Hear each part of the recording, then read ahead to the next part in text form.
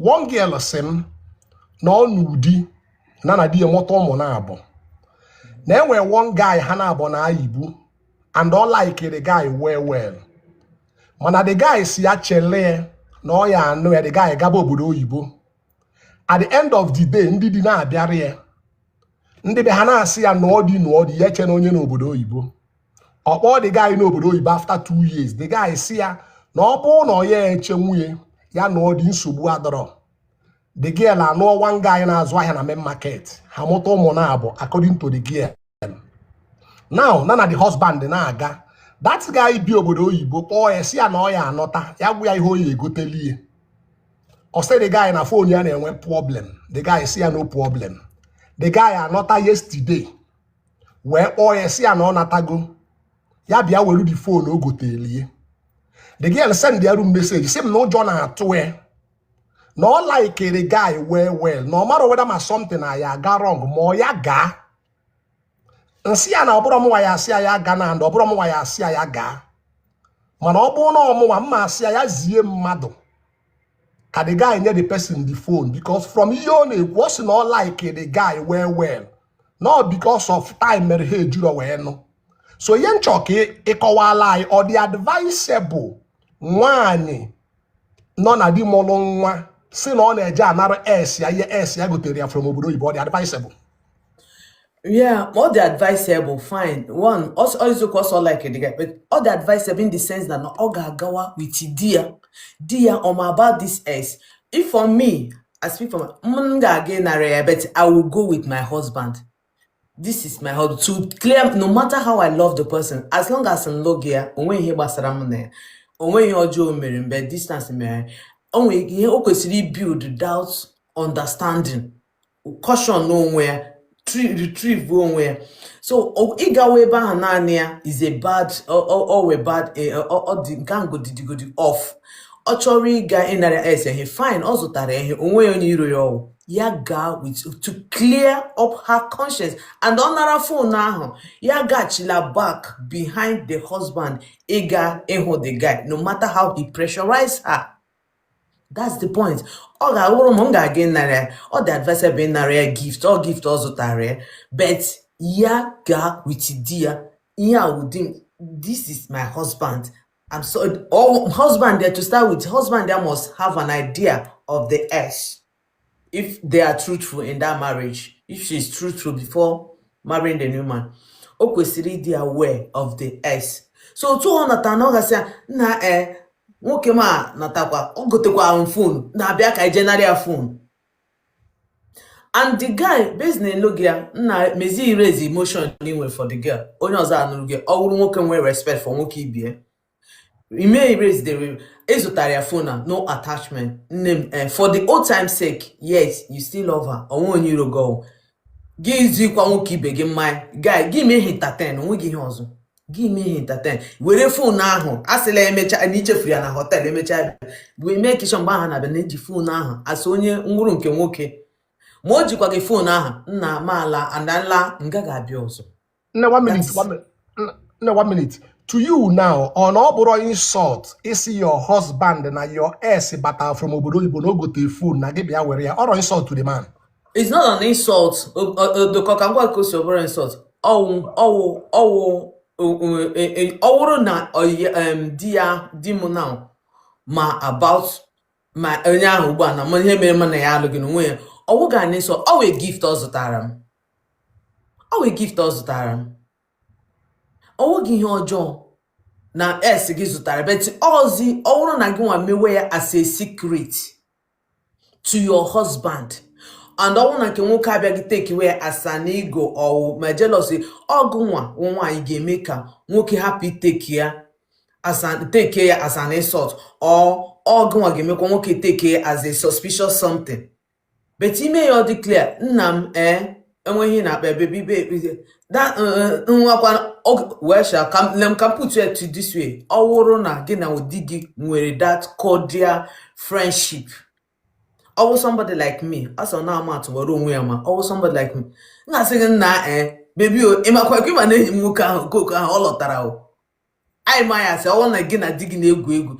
No lost up on phone. No, bia kai ga take the phone. na ọ zụtara m fon ọ bụrụ na nwoke na-enweghị mpako ịghọta ọ bụrụ na nwoke na-enweghị pride na-enweghị oke igo onweghị ihe ọwụ na mmadụ zụtara mmadụ onye si obodo oyibo zụtara nwunye gị ihe but all the conscience behind it.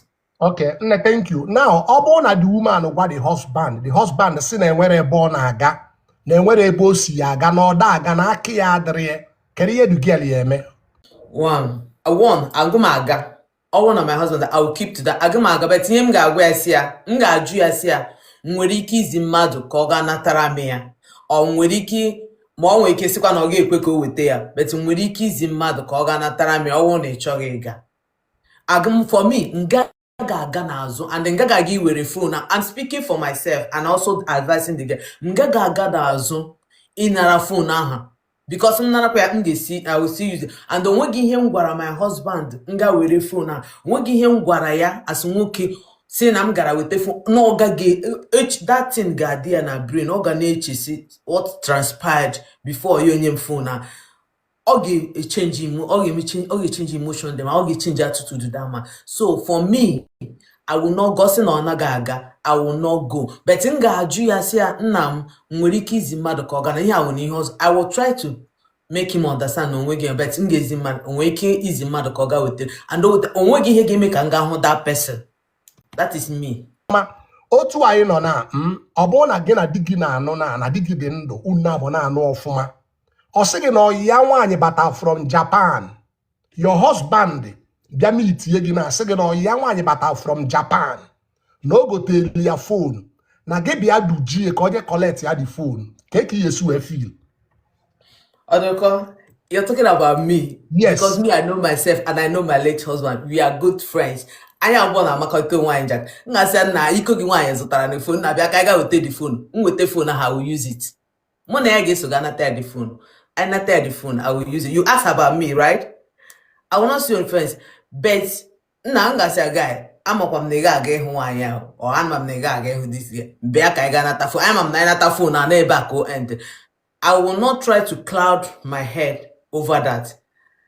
Because onye m lụrụ all my friend ọ na-ama m jack m na ama jack ọ ma ike ma si na ahụrụ m okooko enyi gị nwoke ahụ for me m ga-asị ya ka anyị gaa na telefon but anyị na telefon m ga-use ya. That means from ihe niile na-ekwu ebe a ọ ka dị advisable nwoke nụọ nwaanyị nụọ dị ka ọ na-keep in touch with the ex. All the advisable keep in touch with ex. Oduko ka m gwa gị all ex are not evil. And I'm not going to all depend on two entities that are married and the understanding of the people that are involved. And all depend on principle. Principle you place on yourself. All ex are not bad. All ex are not bad. Every ex in the with the business. Every ex in the every ex really good contact. But once you keep away. But also onyo wogenaya or with the mind to welcome that. Ko happy ne me anishi na thinking overthinking na ema odikon dinonya odikon okan edina. So if you can erase that insecurity in your brain, you can be all ex are not bad. You keep in touch, all dependent on the kind of in touch. Or when you touch in kibia touch yam touch yage mba. It's not good. But all else, only else about contact or you need to get happier. Or we're gonna get a job, we're gonna make change of it. But and based on who you are to them, they say, okay, this is the only way. Oh, okay, you got not but this is the only way I want to keep this friendship. Now 1 minute. Oh, two I know now. Enu dina gonna dig biro of now. Or second, where or you want Hannah boy before. Now the girl was madam. Na the girl na ami on of man, na the girl na treat you of man. No one thing melody or we know the girl. Also, na the girl we contact ye born making and then build and sell. And na the girl na choco na be close to nyanwa ko wiki na nye contact. Iya si ya udode. Na once no contact ka the girl ji ya so si bi ike. Adeko, here na one typical example as in me. Give one Sammy. I can go a typical example of me. Utam now, Eric, can me give example now. After my husband died, only one guy, Onyoba. That guy was the first relationship. After 4 years, I lost my husband. That was the first relationship I entered into. Now, and I dated this guy for 6 years. Even as I speak to you, money can cook or working money and dinner. He's in Nigeria, me I'm Roy, but although he traveled out. So, Odoko, till tomorrow, that guy, even as that guy jababa contact. Otu na ọ na-enye m contact mụ na enye m. O nwere business nwere kito mkpa isi aga nna ese ike na yosim nne che onye ngenye gị onye m contact. Mụ na ya anaghị edinazi. Odoko, all mmadụ na-eme eke mmadụ. O depend how good you are to people. 1 minute. O depend how good you are. Why about 1 minute? 1 minute. That guy now join a contract of 200 million. Your ex call gini ana boy lo fuma otodu no to fuma man or something religious we no ye. Now ka isi go do na o chole nye contract 200 million. E bia lo ke na le di check o say no na feel gi. Na before onye gi di check agini ana bo when one or two things. Can you hear me? It's gone. I'm not interested. It is sure. I put it to you. I'm talking about myself. I'm not speaking about anybody. I'm not a queer come with a favor. Odoko, that is me. I am a kind of lady that I've worked with people in the midst of 17 men, 10 expatriates from different countries. I was in Port Harcourt before coming, now you compare. Odoko, I have a principle. I don't date where I work and I don't date my business partner. That is principle. It depends on what you set on your own. Oh, my ex, I cannot. That is gone. I've seen so many cases like that. Me, personally, I've come in contact of such, and it is if that thing is for me, give it, if it's the condition, anything that comes with condition, my hands is off. I'm speaking for myself. So I've been in Shell. I know all these things. So I've come in contact with all these experiences. So it's not my thing. Your ex is not your enemy. Do you understand? Onwe gonye mafoga amwezi. Odoko abịara m obodo oyibo, ọ onye mụ na ya kpara before. Me everything my visa m ji bi obodo oyibo. Onwe gị. The one before when I Port Harcourt, the guy, yes, he was doing service. I introduced him to Shell, where he did his youth service and everything. He came to Obodo Oyibo to do masters and everything. Me, I'm okay. I'm in Nigeria. I'm doing business. Chance apota, just like this thing you said now. Mmadụ mere akwụkwọ visa. So onye na-achọ onye ga-awa applicant. The guy achọghị bịa Nigeria, achọghị bịa UK, bịa biri. Ọ chọrọ na-abịa. Ye to oyore my friend. Si ya nye ya open check si ya. Na ọ chọta onye dị ya mma. Onye o dị ya mma ka o were ka were mee applicant ka nwa wuru dependent. Na ọ chọrọ na-abịa every 6 months na. This my phone. This guy a pick your phone kpọọ m. Si m nwanyị ọma. Kida akwụkwọ gị bịa Kiga obodo oyibo. I've been traveling and coming back, but I've not been to Europe though. So now, immediately, I'm saying there my passport. Must say again, yes, I'm saying there. This is somebody I'm trust. So I've known him for 22 years. Otano na, mona no na the same city, na Scotland, but anama gano lawyer. 1 minute. One you wanna be an say your ex is not your enemy. Yo. Nwoke ọbụna say why am I channel? Nwoke ọbụna bịa na platform or na-agwa gị say na-agwa gị na your ex is not your enemy. Yo. Nwaanyị ọbụna na-ekwu the same thing yo. Nne ga n'iru. Enyela m. Odoko, I'm a very plain person. Now, if you do boundaries, na go na onye amụ na ya nọ na the same city. Ana m aga n'ụlọ ya. Family anile mam. Everybody knows me, even to the wife. We are good friends. Ana m aga n'ụlọ ya. Ọ naghị abịa na nke m. We don't talk all we all about. So Odoko na ya, o dependere onye ewu. Do you have integrity? Somebody speak for you. Onye mmadụ ọ ga-ekwutere gị. Otu isi treat ya mmadụ. Ọ na ị nwere bad relationship with somebody. Onye ahụ nwere ike bịa chọọ ka ọ bịa make peace with you. But ọ na-eke na mmadụ dị na mma ihu. Ihe ọwụla wụ asị monwe mmam na-ekwa na sema meru ihe n'oke nwa anya udo.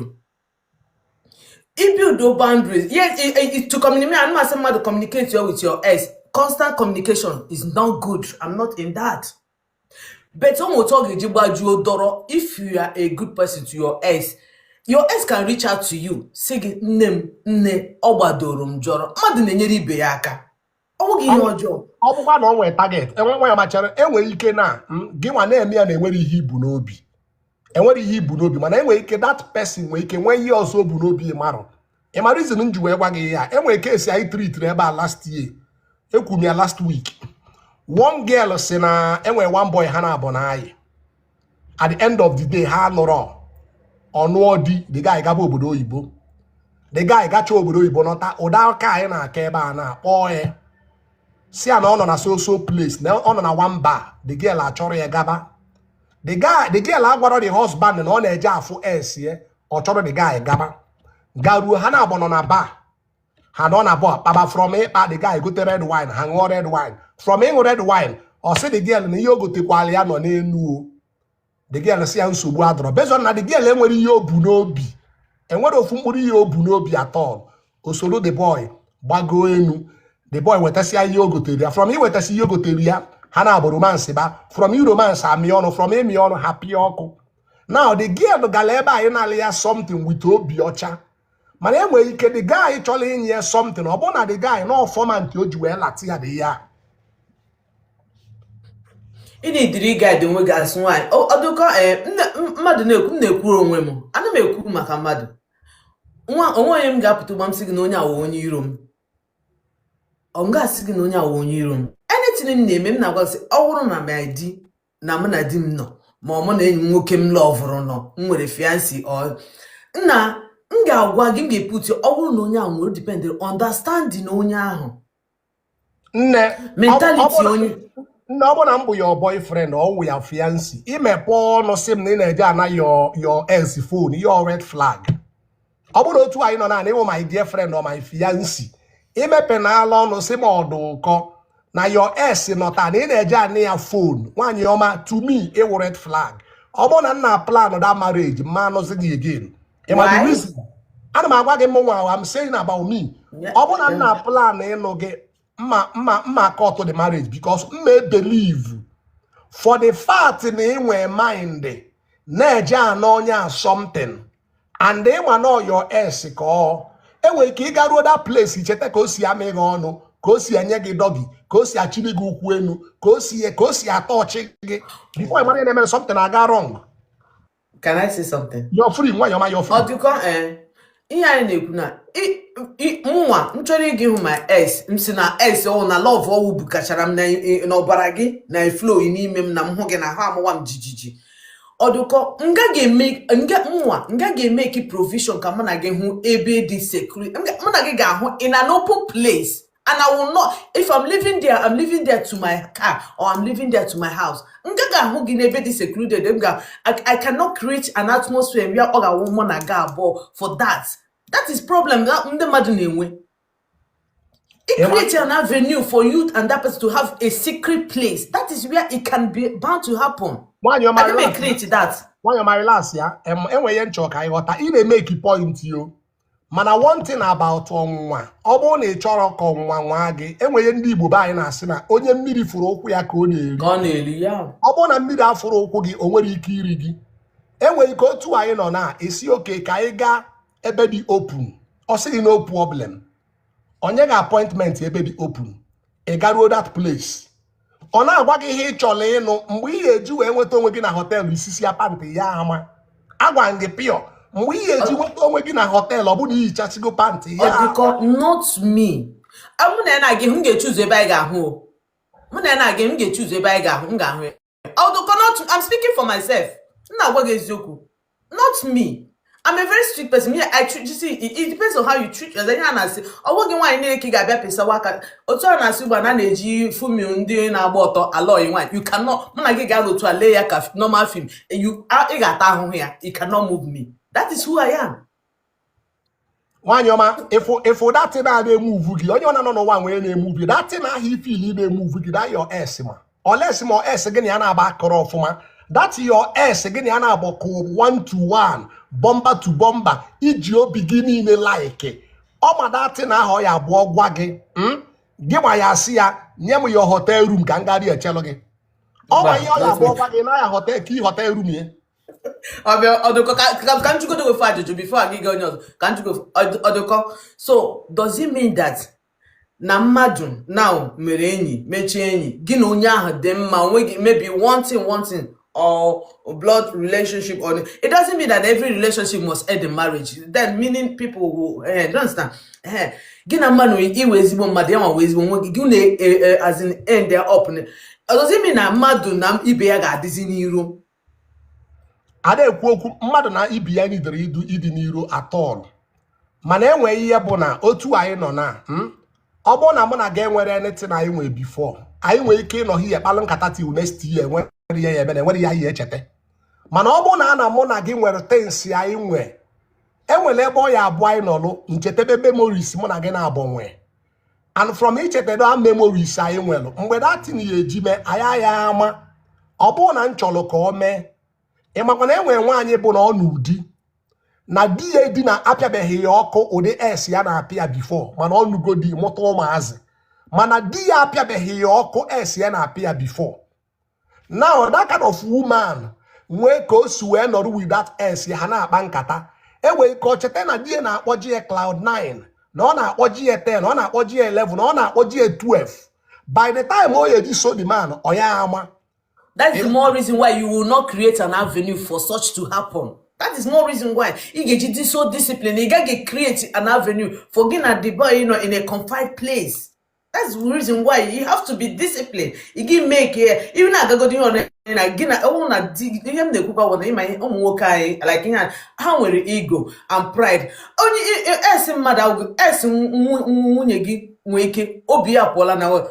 Oge megi onwe es ndị ga-emegi gị ghọọ n'ịlụrụ onye ha like because one thing me onwe es ga-emegi gị ghọọ billionaire, onwe es ga-emegi gị ghọọ bi na nwa ihe nwaanyị gị na-agaghị eme afford es gị nwe ihe dị gị na-ere oge megi ihe place gị ihe ahụ ihe obu n'obi for you ebumnobi ọ chọrọ ọ chọrọ ka o live ya enye di gị life ahụ ka onye gị so that ị ga-adị obi ọ nọrọ ebe ahụ obi na-adị ya mma.